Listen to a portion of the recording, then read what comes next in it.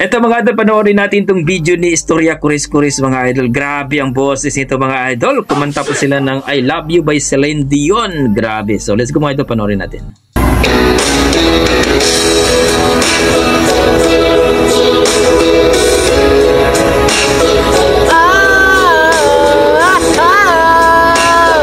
Grabe.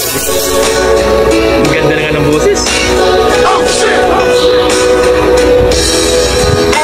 Be crazy now. Maybe I drink too much, but when I think of you, I long to feel your touch, to whisper in your ear words that are odd at start, words only you would hear with only you. I wish I could go back to very, very day I saw you. Should have been my book when you look in my eyes. 'Cause by now I know that you feel that way that I do. And I whisper words as you lie here by my side.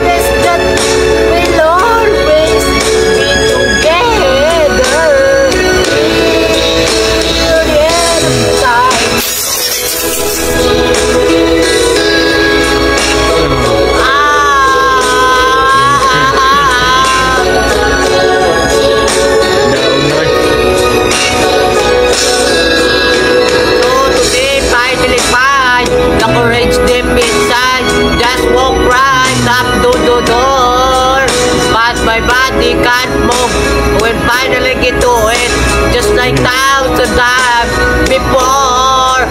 Send me that word, the handing me this letter. Read, I hope this find the way into your heart. It's it, I love you.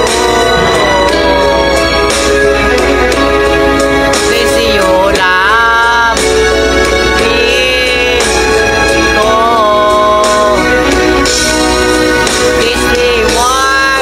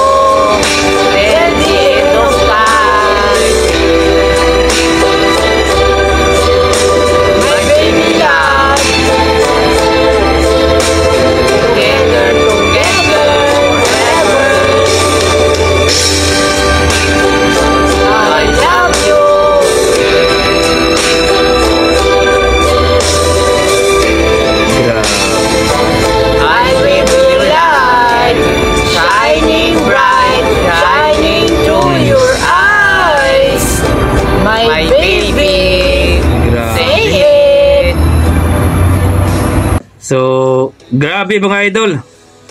Nakakaloka mga idol. No? 4.3 million yan mga idol. Grabe. Istorya kuris-kuris mga idol. So, Bisaya pa, kuris-kuris yung ginaganyan-ganyan mo ba?